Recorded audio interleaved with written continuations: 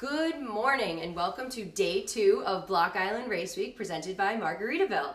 It's Regatta Craft Mixers Race Day. Yesterday was Champagne Sailing Day of Racing on Rhode Island Sound, followed by an epic tent party in the evening. We can't wait to keep this momentum going today. Be sure to stay tuned for your morning announcements on your appropriate Race Circles VHF. And we look forward to seeing you back here at Champlin's Resort and Marina after another great day of racing. We're going to have some tug of war down on the beach, so be sure to be there. And thanks to New England Ropes and Cyclops Marine for making that happen. Now, just a reminder, if you're coming to Champlin's, please park appropriately. It's vital for safety reasons because we need to have space to get any emergency vehicles that may need to come through.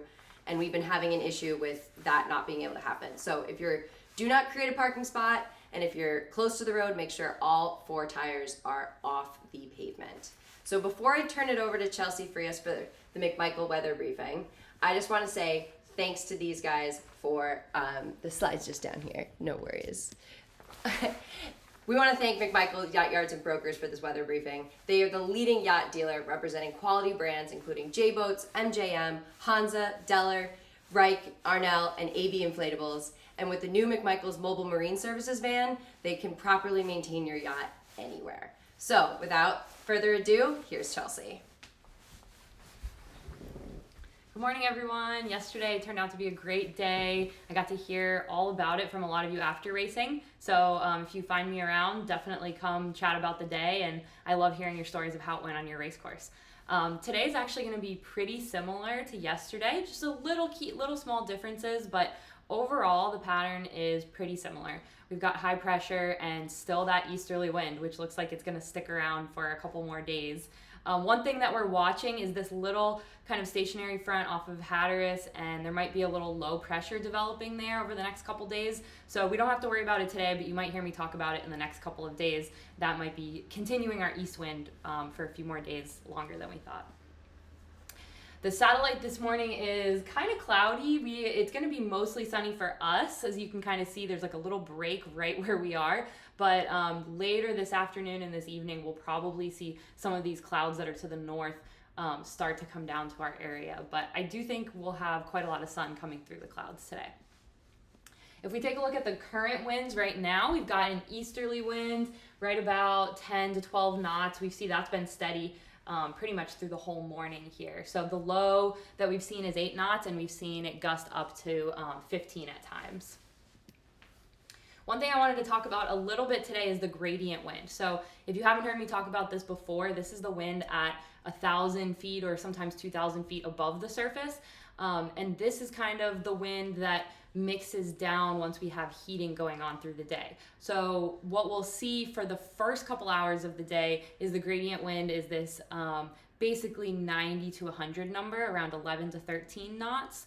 And that's what we're going to see during the first start, around 11 and maybe even into 12 o'clock.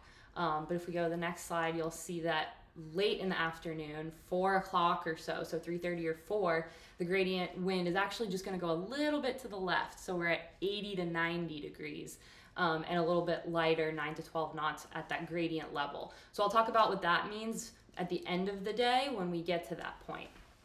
But if we just take a look at the surface now, so down where we're sailing, the winds are going to veer a little bit like they did yesterday. Although I do think it will be probably not quite as much of a veer as we saw at the end of the afternoon. If we look at 11 o'clock, we've got basically 10 knots of wind average across all the courses. That's our gradient wind again. If we look at 2 o'clock, so fast forwarding a couple hours, you can see the winds have veered a little bit. So we're probably more in the 100 to 120 range. Same thing that we saw yesterday on the blue circle. You can see they actually have a little bit more wind speed down here because it's kind of coming around Block Island. And they also got the right shift a little bit sooner on the blue course than they did on the white course yesterday. Going ahead to 4 o'clock, like I said, the winds are going to be veering from until that 4 o'clock time.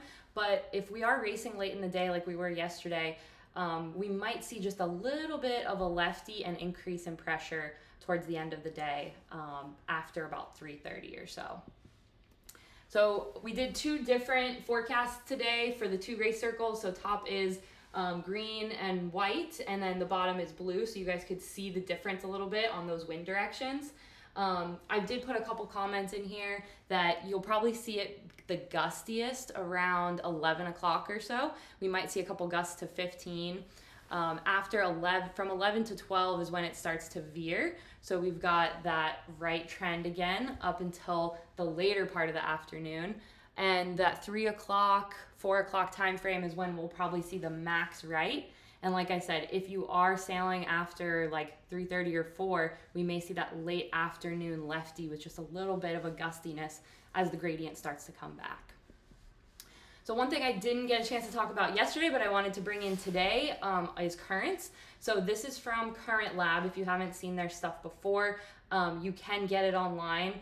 But this is just a couple of snapshots. So this is for 11 a.m.